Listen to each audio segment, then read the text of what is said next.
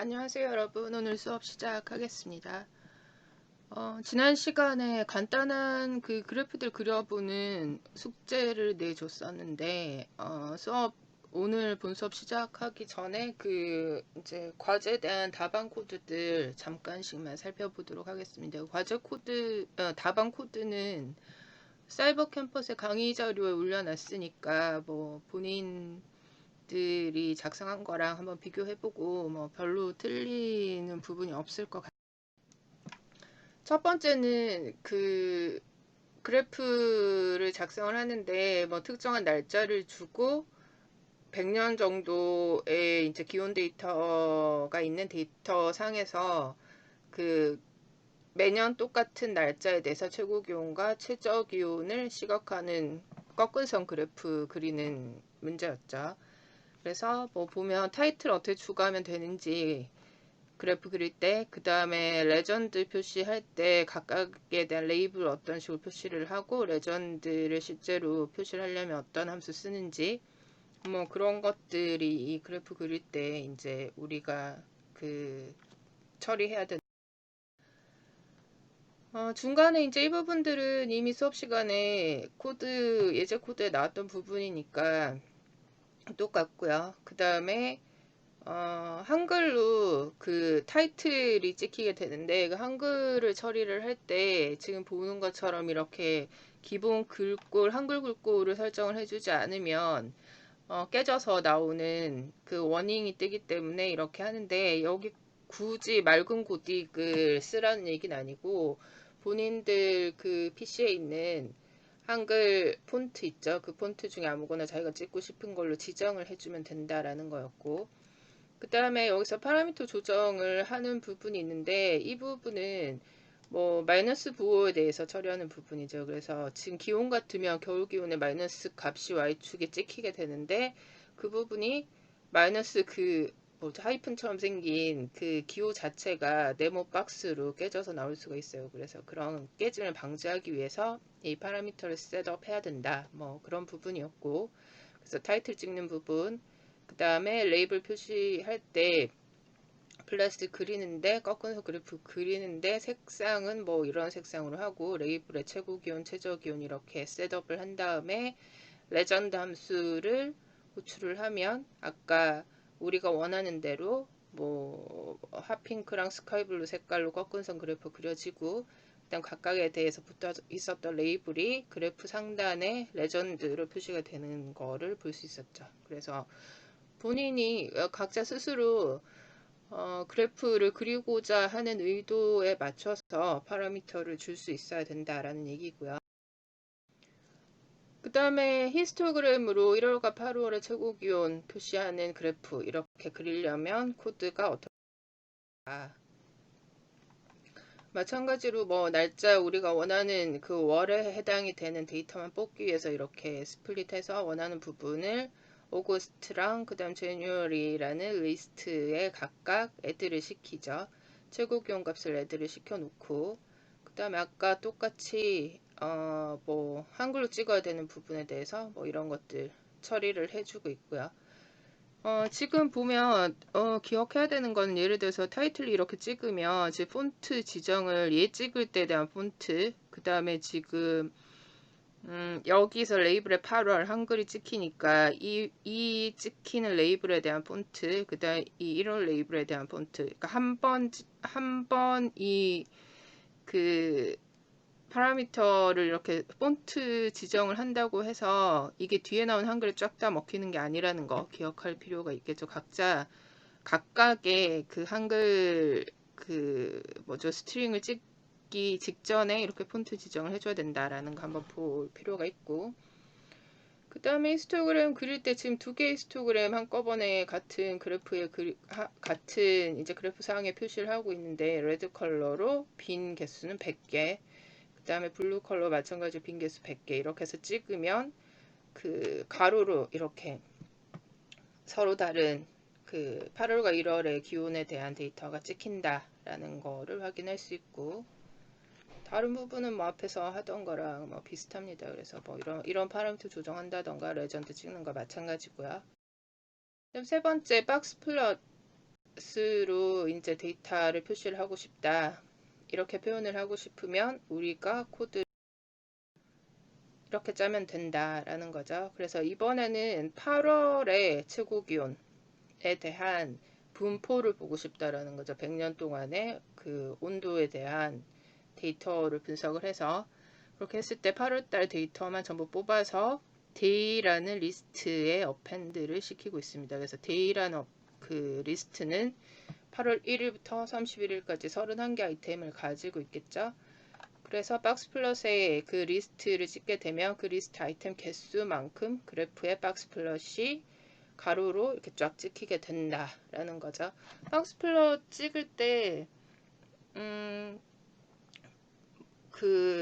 이렇게 찍는 게 아니라 뭐 예를 들어서 8월 1일 한번 찍고 PLT 박스 플롯에 뭐 8월 1일에 해당이 된 거 데이에 제로 찍고 그다음 PLT 박스 플롯에 데이에 인덱스 1 줘서 찍으면 가로로 찍히는 게 아니라 세로로 같은 선상에 찍히는 그런 일이 있었죠. 그래서 내가 박스 플롯을 세로로 그렇게 여러 개를 멀티로 찍을 일은 사실은 없지만 뭐 경우에 따라서 내 의도가 세로로 그 박스 플롯을 여러 겹쳐서 찍는 건지 가로로 찍는 건지 자기 의도대로 그래프를 매니지먼트 할 수 있어야겠죠. 코드를 가지고. 그래서 간단하게 뭐 보면서 이제 이 그래프 그릴 땐 내가 어떤 옵션, 어떤 파라미터 줘야 되는지 뭐 그런 것들 한번 살펴볼 필요가 있고 근데 이거를 모든 걸 다 외우면서 하지 뭐 이렇게 코드를 구현을 하진 않지만 대략적으로 어떤 그래프 그릴 때 어느 부분을 내가 잡아줘야 되는지 코드상에서 그런 것들은 기억을 할 필요가 있겠습니다.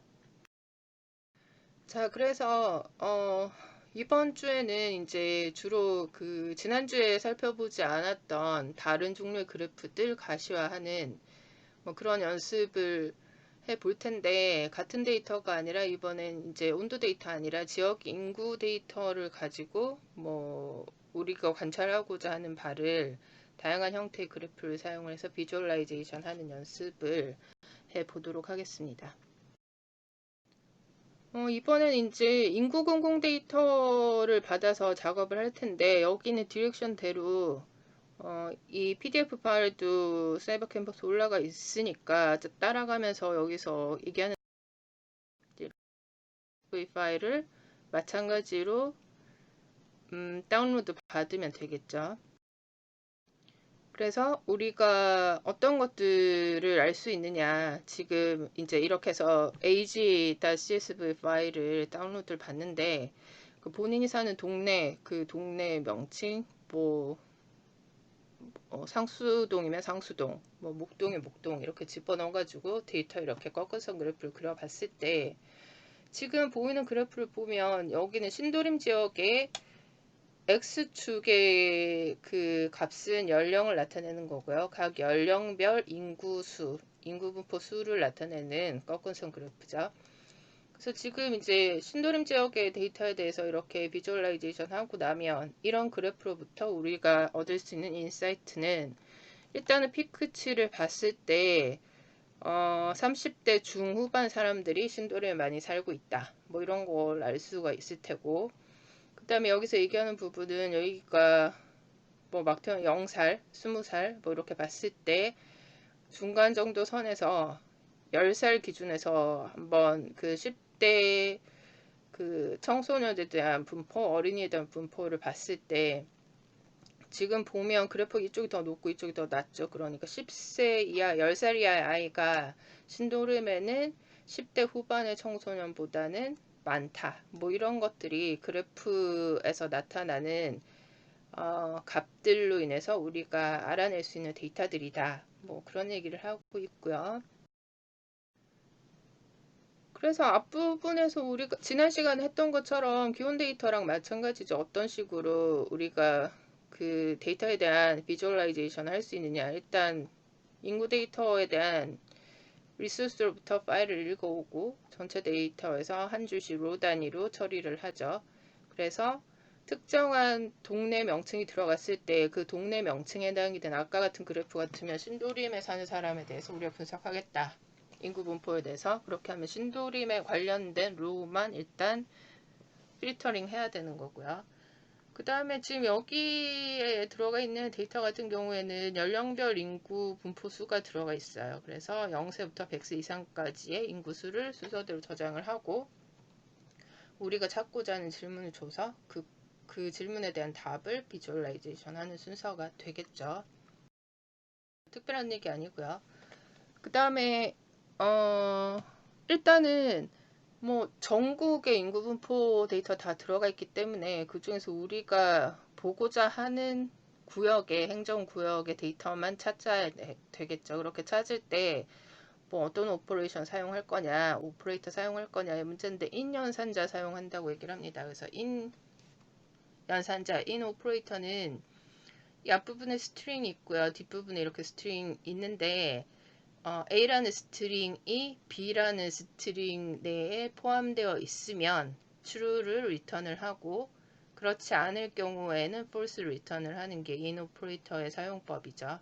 뭐 간단하니까 이렇게 살펴보면 될 거고 지금 이렇게 뭐죠? 괄호 이렇게 돼 있으면 이건 괄호 이렇게 딱 붙어 있는 스트링 얘기를 하는 거니까 여기서는 이제 중간에 이렇게 코드 들어가 있으니까 이 그 두 개 괄호가 이렇게 연속되어 있는 스트링은 주어진 뒷부분의 스트링에 존재하지 않기 때문에 당연히 실행 결과 프린트해보면 false가 뜨겠죠. 자, 해당되는 구역에 포함되어 있는 데이터들만 출력해보는 코드죠. 그래서 ag-csv 파일을 열고 사이버 캠퍼스 질문 중에 지금 보다시피 그 리드만 하는데 파일을 오픈하고 반드시 클로즈를 해야 되냐 질문했었는데 해야 됩니다. 근데 지금 여기는 안 하고 있죠. 그걸 클로징 안 한다고 해서 뭐 실행하는 도중에 문제가 일어나진 않지만 그 파일들을 오픈을 하고 클로즈를 하지 않고 계속해서 이제 다른 코드에서 다른 파일도 오픈하고 뭐 이렇게 하게 되면 사실 그 가비지 그 메모리상에 가비지 매니지먼트 하는데 문제가 생기는 거죠. 그래서 뭐 그런 게 계속 반복되다 보면 시스템 성능을 떨어뜨리거나 여러분 입장 코드 자체의 속도를 저하시킬 수가 있다라고 얘기를 하고요. 뭐 그런 내용들은 파이썬에만 국한된 내용이 아니라 항상 파일 오픈하면 무조건 이제 그 코드가 종료되기 직전에 클로즈 하는 라인을 추가를 하는 게 베스트 프랙티스 중에 하나라고 생각을 하고 뭐 그렇게 버릇을 들이는 게 좋고 근데 지금 이 예제 코드에도 보면 앞부분에 우리가 처음에 코드들에는 클로즈 들어가 있는데 뒷부분에 지금 그래프 그리는 부분에 있어서 클로즈가 안 되고 있죠. 뭐 지금 이게 이제 그 완성시켜 놓은 중간 단계의 코드여서 그럴 수도 있고 근데 뒷부분에 완성되고 나서도 클로즈 라인이 안 들어가 있던데 클로즈 하는 그 F 클로즈를 반드시 해주는 게 좋다라고 버릇을 들이는 게 좋고요.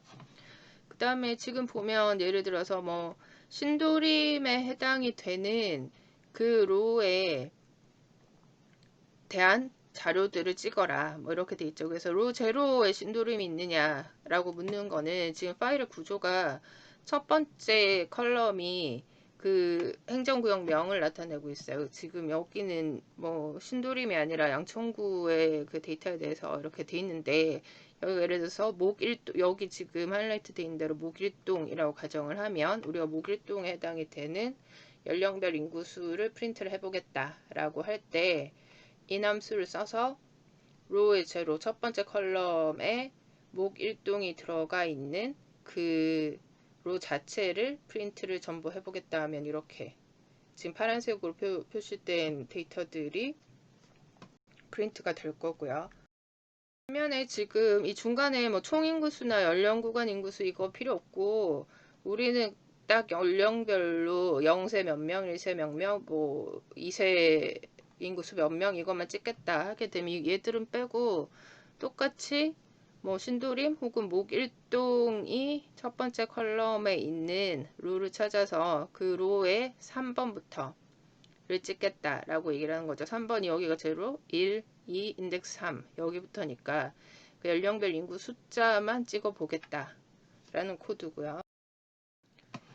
그다음 화면에 찍고 끝나는 게 아니라 일단 아까 봤던 그런 그 인구별 연령수를 result라는 리스트에 각각 어펜드를 해서 나중에도 이 result 데이터를 가지고 우리가 뭐 어떤 다른 이제 그 쿠킹을 해볼 수 있게 하겠다라고 얘기를 하면 result라는 리스트 폼 들어오기 전에 빈 리스트 하나 만들어 주고, 그 다음에 아까 여기 프린트 들어갔던 거 대신에 이 각각의 지금 이 데이터 아이템들을 i가 가리키고 있는 이 데이터 아이템들을 전부 result 리스트에 어펜드를 시키면 되죠. 그러고 나서 리절트를 찍어 보면 결과적으로 리절트라는 리스트에 각 연령별 인구수가 어떤 타입으로 들어가 있나요? 지금 우리가 파일에서 읽어온 상태 그대로라면 스트링인 상태로 들어가 있는 거죠.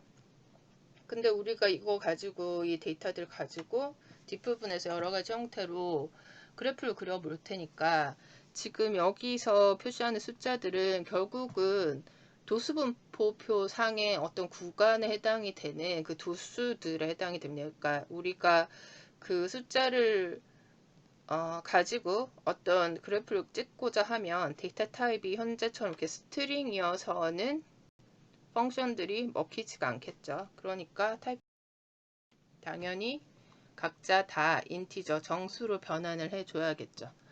그래서 우리가 어펜드 하는 순간에 이 각각의 데이터 아이템을 인티저로 타입캐스팅을 하고 그 다음에 타입캐스팅이 된 인티저 타입의 값들을 리절트에 어펜드한 형태로 이렇게 해줘야지만 뒤에 가서 그래프 그릴 때 문제가 없겠죠. 그래서 앞에서 그런 작업을 했고, 그 다음에 여기부터는 이제 실제로 그 화면에 찍어주는 작업과 관련된 코드들이죠. 우리 뭐 플롯 그 꺾은선 그래프로 그릴 건데, 꺾은선 그래프 그릴 때 지금처럼 어떤 특정 스타일을 셋업을 해줄 수가 있습니다. 그래서 앞에서 봤던 꺾은선 그래프는 여기 뒷판에 아무 표시가 없었는데 여기다 style.use에 뭐 ggplot 이렇게 하게 되면 여기가 이제 격자 무늬로 이제 스타일이 정해지고, 그럼 각 뭐 이 꺾은선 상에 있는 점들마다 이에 대한 값이 얼마인지가 여기부터 이제 옆에까지 쭉 따라가 보지 않아도 좀 눈에 더 보기 쉽게 되겠죠. 뭐 그런 식으로 스타일 지정할 수 있다라는. 그래서 뭐 본인들이 사는 동 입력을 해서 해당되는 동의 지역의 구조를 한번 꺾은선 그래프로 그려볼 수가 있겠죠. 아까 봤던 코드는 그냥 사용자로부터 인풋 받는 게 아니라 신림동 이렇게 하드코딩 돼 있었어요. 지금 이렇게 찍어보라고 하는 거는 사실 하드코딩 돼 있던 신림동 대신에 인풋 받아서 그 인풋에 해당이 되는 구역 명칭 가지고 똑같은 코드로 돌려보면 뭐 이런 식으로 결과가 나오겠죠. 따로 뭐 과제로 내겠다 안 하겠지만 그 앞에 코드들 한 번씩 그 결과 확인하는 차원에서 본인 사는 동 입력 받아서 이런 식으로 그래프 찍어 보는 거 한 번씩 꼭 해보기 바랍니다. 그 다음에 이제 우리가 지난 시간에 두 가지 그래프 배워봤고요. 그 다음에 오늘은 이제 또 다른 형태의 그래프들을 살펴보도록 하겠습니다. 첫 번째가 이제 막대 그래프, 우리가 지난 시간에 배웠던 히스토그램하고 굉장히 비슷하게 생겼는데, 히스토그램은 여기 이제 간격이 없죠. 이렇게 중간에 뜨는 게 아니라 이렇게 연속되어 있는 어떤 구간들에 대한 도수분포를 나타낸다면, 막대 그래프 같은 경우에는 각 카테고리별 수준에 대한 숫자 값을 막대로 표시한다. 얘네가 카테고리고 X축, 그 다음 뭐 지금 그림에서는 Y축에 해당이 되는 게 이 막대가 나타내는 값들을 얘기를 하고 있습니다. 그래서 두 축이 그래프에 두 개 축이 있을 때 하나의 축은 수준, 그 다음에 하나의 축은 각각의 수준에 대한 값을 나타내는 그래프고, 지금 이렇게 되어 있는 모양만 있는 게 아니라 그 가로 막대 그래프도 있죠. 이렇게 막대가 가로로 가는 거, 수평으로 가는 그래프도 그릴 수 있다라는 거고요. 그 다음에 각 막대 값을 쉽게 비교할 수 있도록 공통 기준선을 표시한다. 이게 하면 여기 이제 베이스라인에 해당이 되죠. 뭐 그런 것들, 뭐 막대 그래프 뭔지는 다들 알 테니까 지금 보는 것처럼 각각의 어떤 카테고리들이 있고 각 카테고리에 대해서 값들이 있죠. 이렇게 되면 지금 같은 경우에 뭔가 뭐 지불을 하는데 지불하는 수단별로 얼마나 거래가 일어났는지에 대한 이런 그 분포표를 지금 오른쪽에서 보는 그래프, 막대 그래프로 이렇게 보여줄 수 있다라는 거죠. 그래서 그래프 부분에 대해서 이런 설명되어 있는 부분은 내가 어디서 발췌해 왔는지 앞에 그 페이지에 대한 주소가 있었죠. 그 페이지에서 지난 시간에 설명을 할 때도 각각의 그래프가 어떤 그래프다라는 게 나와 있고요. 그 다음에 이 그래프를 사용을 할 때 뭐 이렇게 하면 좋다 뭐 그런 것들이 이렇게 해라 뭐 이런 그 말하자면 가이드라인 같은 것들 베스트 프랙티스라고 얘기를 하는데 그런 부분도 있고 그 다음에 주로 어떤 그래프를 사용을 할 때 사람들이 공통적으로 저지르는 미스유스의 케이스들 같은 것들도 있고 그 다음에 이 그래프는 어떤 케이스에 가장 적합한지에 대한 설명 같은 것들이 있어요. 그래서 지난 시간에 우리가 살펴봤던 그래프들도 각각 그런 내용들이 다 들어가 있었는데 내가 분명히 그 페이지에 들어가서 확인을 하라고 했지만 아직까지 안 본 학생들도 몇몇은 있겠죠. 그래서 각 그래프에 대해서 뭐 막대 그래프가 뭐다 이런 걸 설명을 해라 뭐 이럴 일은 없어요. 근데 막대 그래프를 그릴 때 해서는 안 되는 일이 어떤 것들이고 그 다음에 막대 그래프 그릴 때 고려해야 되는 게 어떤 거고 그 다음에 막대 그래프로 우리가 사용해서 데이터를 비주얼라이제이션 해서 좋은 점 뭔지 반대로 막대 그래프로 나타내기 힘든 점 뭔지 뭐 이런 것들 알고 있어야 여러분들이 데이터를 분석한 결과를 가지고 효과적으로 표현을 하고 그 다음에 그런 시각화의 도구가 달라짐에 따라서 우리가 알아낼 수 있는 인사이트들이 달라질 수가 있는 거죠.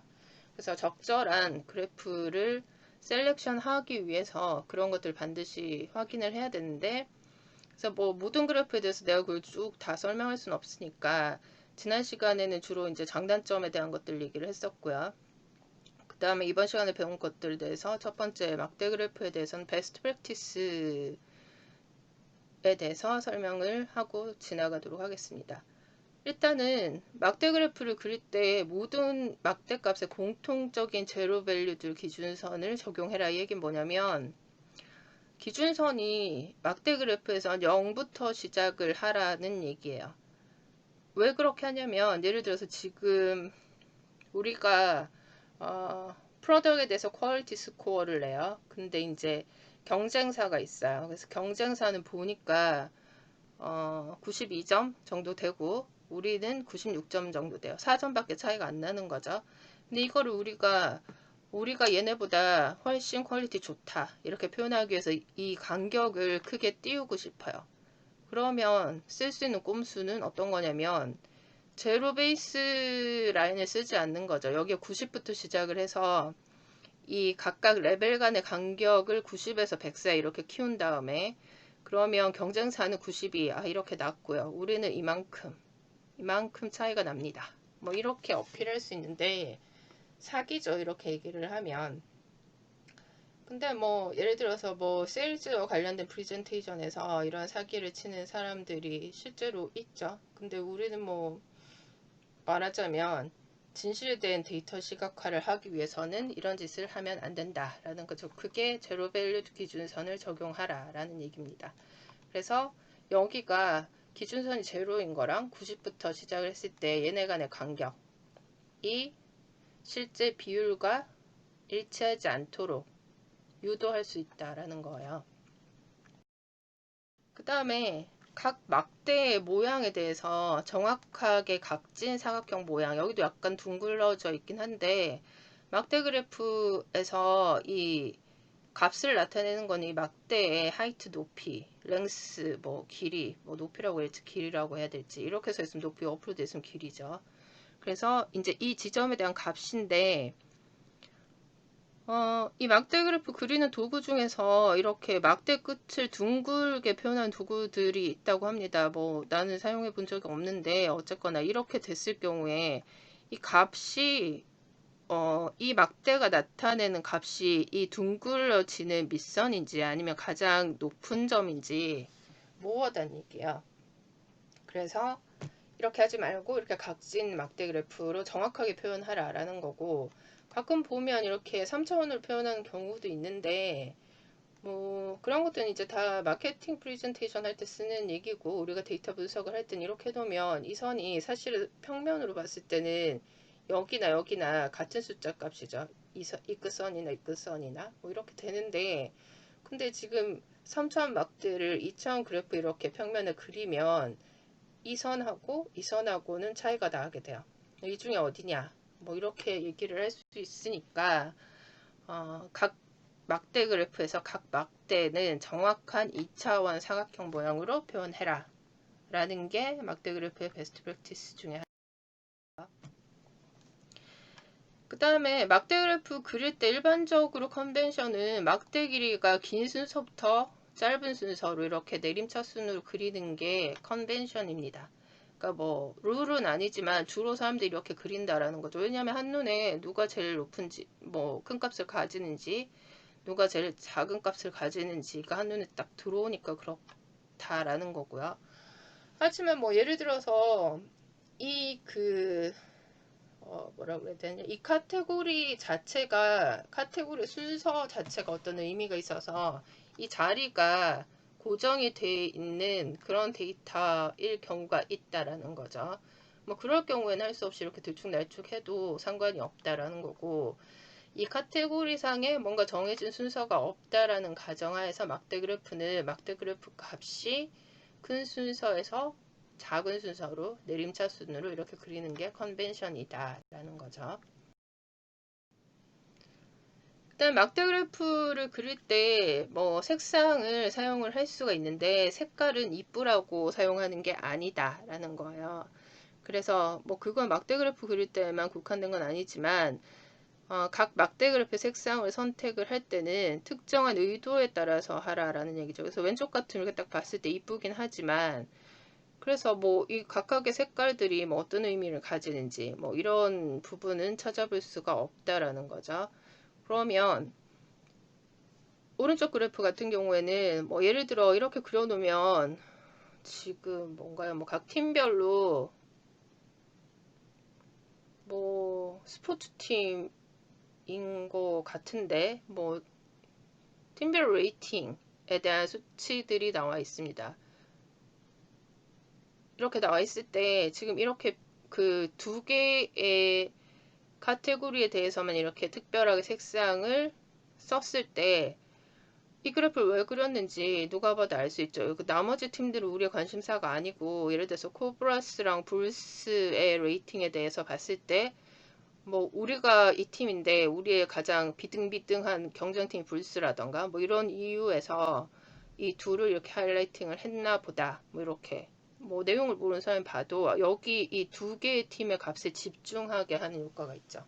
그래서 그래프에서 뭔가 특별히 색상을 사용을 할 때는 어떤 의도에 따라서 색상 선택도 하고, 나머지 우리가 포커싱 하지 않는 부분에 대해서는 집중을 덜하게 하게끔, 그러니까 오른쪽과 같은 이런 식의 스트래티지가 필요하다라는 거죠. 거기까지가 이제 막대 그래프를 분석하는 것과 관련되어 있는 그런 베스트 프랙티스였고, 우리는 일단 이 부분을 뭐 손으로 그리거나 뭐 그림으로 그릴 게 아니기 때문에 파이썬 가지고 임플멘트를 할 때 어떤 함수를 사용할 거냐, 바라는 펑션이 있습니다. 그래서 매플러블립에 정의되어 있는, 지금 이제 이 부분에 가보면 그 바라는 그 오퍼레이션에 대한 파라미터에 대한 설명들이 있어요. 그래서 기본적으로 파워 오퍼레이션에서는 두 개의 데이터 셋이 들어가게 되는데, 첫 번째가 X축, 두 번째 Y축을 나타내는 거죠. 뭐 별다른 옵션이 없다고 하면. 그래서 X축에 각각의 카테고리를 나타내는 부분이죠. 카테고리 0, 1, 2, 4, 6, 10에 대해서 0에 해당이 되는 도수 1, 1에 해당이 되는 도수 2, 2에 해당이 되는 거 3, 그다음에 4 가다가 5, 그 다음에 7, 8, 9는 없고 10에 대해서 7, 뭐 이런 식으로 돼 있죠. 이렇게 돼 있다고 하면 지금 이 데이터를 가지고 그래프를 쇼 했을 때 나타나는 아웃풋은 이렇게 나타나는 거죠. 각각 X축에 있는 레이블의 대비, 카테고리에 대비가 되는 값들이 막대의 형태로 나타나게 됩니다. 베스트 프랙티스에서는 뭐 이런 경우에 가장 긴 거부터 이 앞에 오도록 이런 식으로 되도록 하라라는 게 앞에서 봤을 땐 컨벤션이었죠. 그 다음에 지금 이 X축에 나타나는 값에 대해서 카테고리에 해당이 되는 값들이 주로 불연속 쪽인 데이터이기 때문에 레인지 함수 같은 거 써서 이 값을 이렇게 나열할 수도 있다라는 거죠. 레인지 함수 레인지 6 주면 레인지 이니셜 밸류는 제로고 그 다음에 6 미만일 때까지의 값을 나타내는 거니까 0, 1, 2, 3, 4, 5 이렇게 리스트를 주는 거랑 똑같은 거고요. 각각의 6개의 카테고리에 대해서 해당되는 도수 1, 2, 3, 5, 6, 7이 이렇게 표시가 되어 있죠. 자, 그래서 이번에는 우리가 아까 열어봤던 age.csv 파일 똑같이 열어서 해당되는 동네 신도림에 대한 연령별 인구 분포를 막대 그래프로 그려보는 거죠. 지금 여기까지는 다 똑같았어요. 앞에서 봤던 그 코드들이고요. 그다음 여기 이제 신도림동의 예제를 이제 뜯어서 보여주고 있습니다. 이렇게 봤을 때 여기까지 앞에 설명했고, 그다음 여기는 이제 바그래프로 나타내는 코드를 보여주고 있죠. 바그래프에서 레인지 101로 잡고 있어요. 왜 101로 잡느냐? 여기가 0세부터 해서 100세 이상까지, 그러니까 0부터 100까지 들어가 있으니까 레인지도 마찬가지로 0부터 100까지 찍을 수 있게 레인지 101 이렇게 주고 있죠. 그래서 각각의 X축 연령에 대해서 해당된 연령에 포함되는 인구 숫자를 막대 그래프로 찍어라 라는 거죠. 그렇게 해서 찍힌 그래프의 모습입니다. 이렇게 보게 되면 뭐 신도림에는 인구 분포가 주로 젊은 편이죠. 이렇게 봤을 때 피크치가 역시 마찬가지로 30대 후반이고요. 뭐 이렇게 되어 있습니다. 뭐 이렇게 시각할 수 있다라는. 그 다음에 바그래프를 뭐라 그러죠? 이게 수평으로 그릴 수가 있어요. 그래서 바에 H 이렇게 붙이면 이번에는 레인지 100일 똑같이 리절트 주더라도 이게 가로막대 그래프로 그려지니까 이번에는 Y축이 레인지가 되는 거죠. 그래서 여기부터 0부터 100까지 레인지가 되고, 그러니까 뭐죠? 카테고리를 나타내는 거고, 그 다음에 데이터 값, 리절트가 이렇게 X축에 분포를 하게 되니까 막대 그래프 옆으로 이렇게 그려진다라는 거죠. 그래서 이제 이번에는 그래프 뭐 다른 쉐입을 가지는 그래프를 하나 그려보려고 해요. 근데 여기 보면 제목이 항아리 모양 그래프로 되어 있는데, 항아리 모양 그래프라는 게 뭐 막대 그래프, 히스토그램 뭐 이런 식의 그래프 종류의 항아리 모양 그래프가 있는 게 아니라 막대 그래프의 전반적인 쉐입이 모양이 항아리 모양처럼 그려진 그런 그래프라는 의미입니다. 그래서 한번 살펴보면 아까 맨 처음에 우리가 age.csv 파일을 다운로드 받을 때 이 행안부 사이트에서 남녀 구분을 체크를 하지 않고 데이터를 받았어요. 근데 이번에는 남녀 구분 체크를 해서 그 인구수에서 남성 인구, 여성 인구 이렇게 구분을 한 데이터를 받아오겠다라는 거죠. 그래서 검색을 할 때 남녀 구분을 체크를 CSV 파일로 다운받은 다음에 이번엔 gender.csv라는 이름으로 저장을 한번 해봅니다. 그래서 데이터를 한번 살펴보면 이번에는 아까 그 성별 구분 없었을 때는 여기까지 해서 여기가 남성 연령별이 아니라 그냥 연령별 인구수에 해당되는 지역명에 대해서 0세부터 100세까지의 인구 분포 도수가 들어가 있었어요. 근데 이번에는 남녀 구분을 해서 받아왔으니까 앞부분의 데이터들은 남성의 연령별 인구수 0세부터 100세까지, 뒷부분의 여성의 연령별 인구수 0세부터 100세까지 이렇게 데이터가 구성이 되어 있다라는 거죠. 자, 여기 보면 두 개의 리스트가 있는데 하나 M, 하나는 F 이렇게 돼 있어요. 근데 코딩할 때 변수명을 이렇게 알파벳 캐릭터 막 A, B, C, D 이렇게 주는 거 사실 좋은 습관 아닌데 적어도 뭐 메일, 피메일 뭐 이 정도 적는다고 해서 뭐 우리가 뭐 메모리 엄청 잡아먹거나 뭐 이런 것도 아니니까 변수명을 줄 때 그 이름 자체로 이 변수가 어떤 데이터를 가지고 있는지 파악할 수 있는 이름을 주는 습관이 좋겠죠. 뭐 어쨌거나 남성 데이터, 여성 데이터를 각각의 리스트에 담으려고 해요. 그러면 데이터를 읽어와서 로우의 제로, 이 지역명에 신도림이 있는 그 로우를 찾은 다음에 그 다음에 지금처럼 이렇게 폼문을 하나로 돌리면서 남성 데이터, 여성 데이터의 리스트를 채워 나가려면 조금 생각해야 하는 부분이 있는데 일단은 우리가 데이터는 101개, 0세부터 100세 이상까지 뭐 이렇게 되어 있는 101개의 아이템을 일단 읽어야 되죠. 읽고 쓰고 해야 되는, 그 어펜드 시켜야 되는데 레인지 0부터 100까지 해야 되니까 0부터 101까지 레인지 함수를 써서 i 이터레이터 범위 설정했고요. 근데 남성 데이터는 지금 i가 0부터 시작을 하는데 연령별 인구수는 인덱스 봤을 때 0, 1, 2, 3부터 시작을 해요. 그리고 뭐 어차피 여기부터 101개 읽을 거는 이 포문에서 돌아가 레인지에 설정이 돼 있으니까 그러면 우리가 찾은 신도림이 지역명으로 되어 있는 이 로우에 대해서 로우의 i가 현재 제로고 3부터 시작하도록 해야 되죠. 4i 플러스 3부터 읽어와서 인티저로 타입캐스팅을 한 다음에 m에 어펜드 시킬 때는 이렇게 하니까 이 m 어펜드에 지금 첨자는 i부터 시작하니까 m의 제로에 여기에 0세, m의 1번 방에 1세 뭐 이런 식으로 들어가게 되겠죠. 여기 3번 인덱스부터 읽어서 101개의 데이터가 m리스트에 인덱스 0부터 100까지 101개 데이터 들어가게 되는 거고 문제는 이제 여성 데이터인데 이렇게 읽기 시작할 때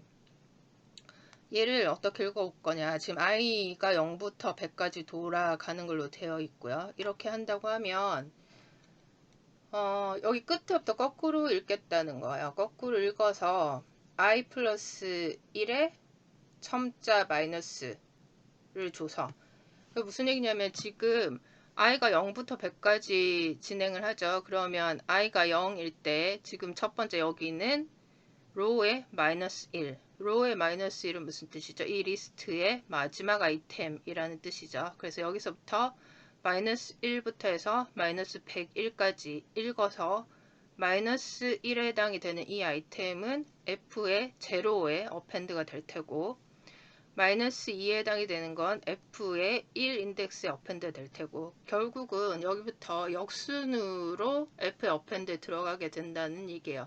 역순으로 들어가게 되니까 F의 제로의 원래 의미는 0세의 인구수를 나타내는 거죠. 근데 우리는 100세의 인구수가 F0에 들어가게 되니까 다시 얘를 역순으로 뒤집어 줘야지만 원래대로 이 인덱스가 가리키는 게 연령, 그 다음에 들어가 있는 아이템이 그 연령에 대한 인구수 이렇게 말이 맞아지겠죠. 그래서 얘를 거꾸로 이렇게 101개를 읽어서 똑같은 첨자 i 그러니까 m이랑 f 리스트에 0부터 100까지 채운 다음에 그럼 결국 여성에 대한 연령별 인구수는 거꾸로 뒤집혀서 들어가 있으니까 앞으로 우리가 시각할 때 제대로 그 의미대로 데이터를 찍으려면 이 리스트를 리버스 함수를 써서 뒤집어야 된다는 거죠. 순서를 얘가 맨 앞으로 얘가 맨 뒤로 이렇게 가게끔. 이해 안 되는 사람들은 첨자 이렇게 따라가면서 한 번 더 생각해 보기 바랍니다. 어쨌거나 이렇게 하는 방법이 1번.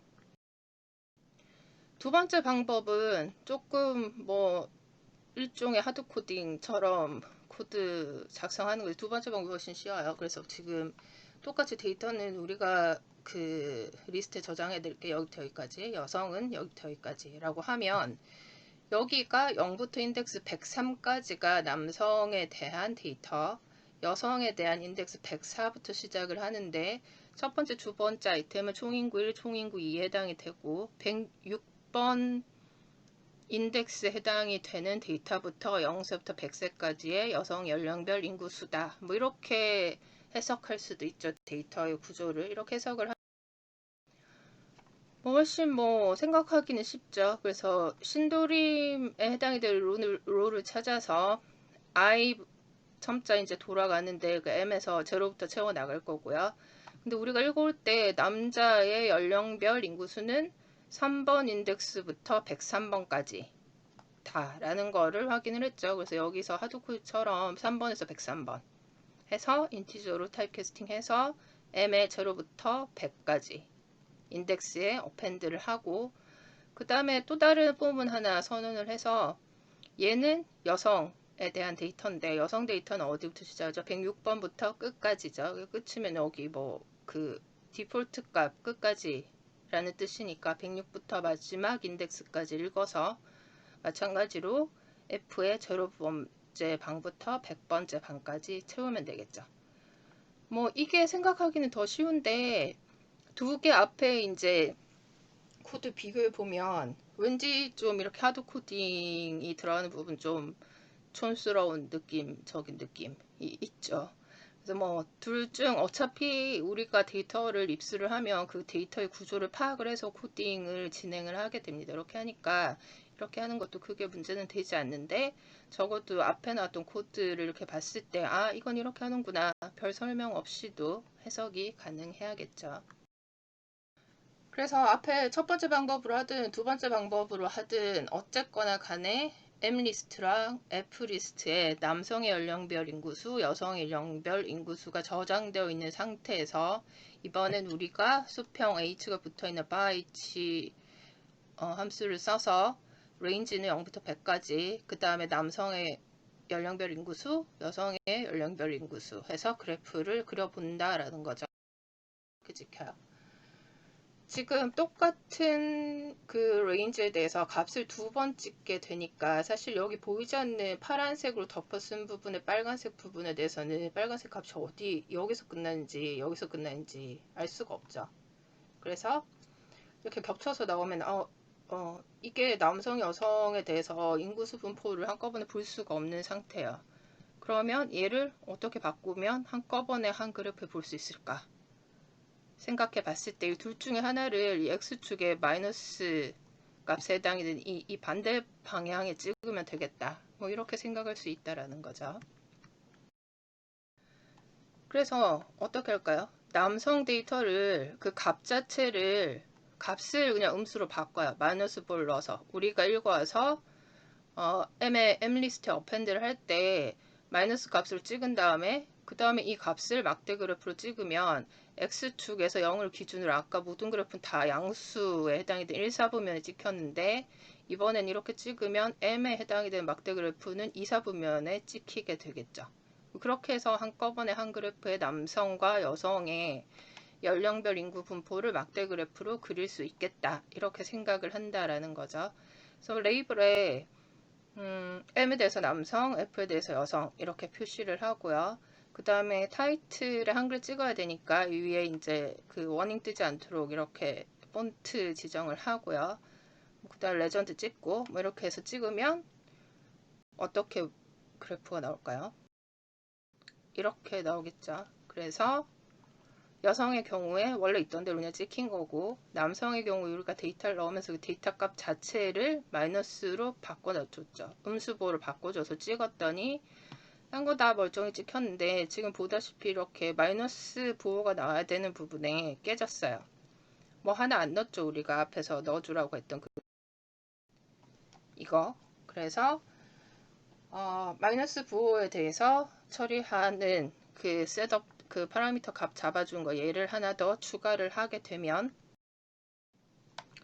그러면 지금 보는 것처럼 이제 이렇게 별 문제 없고 그 다음에 여성에 대한 데이터 1, 4분면 남성에 대한 데이터 2, 4분면 이렇게 찍히게 되는데 이렇게 막대 그래프를 두 개를 하나의 화면에서 하나의 그래프에서 서로 연관관계가 있는 걸 한꺼번에 찍고 싶다 하게 되면 지금처럼 하나는 양수 영역 하나는 음수 영역에 찍으면 되고 그 모양이 결과적으로 이렇게 약간 뭐 이게 항아리보다는 뭐 알라딘 램프처럼 생기긴 했는데 하여간 뭐 이렇게 나온 모양을 보고 항아리 모양의 그래프다 이렇게 얘기를 하는 거고, 항아리 모양 그래프를 그리는 오퍼레이션 이렇게 따로 있는 건 아니다 라는 거죠.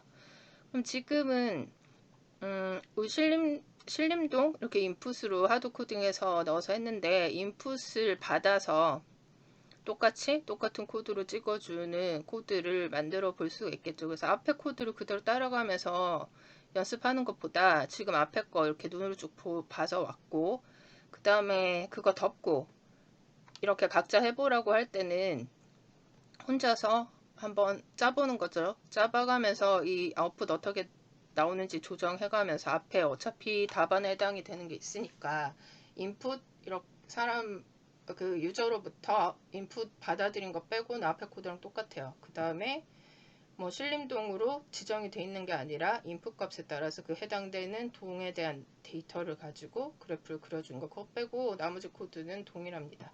그러니까 각자 스스로 한번 해보고요.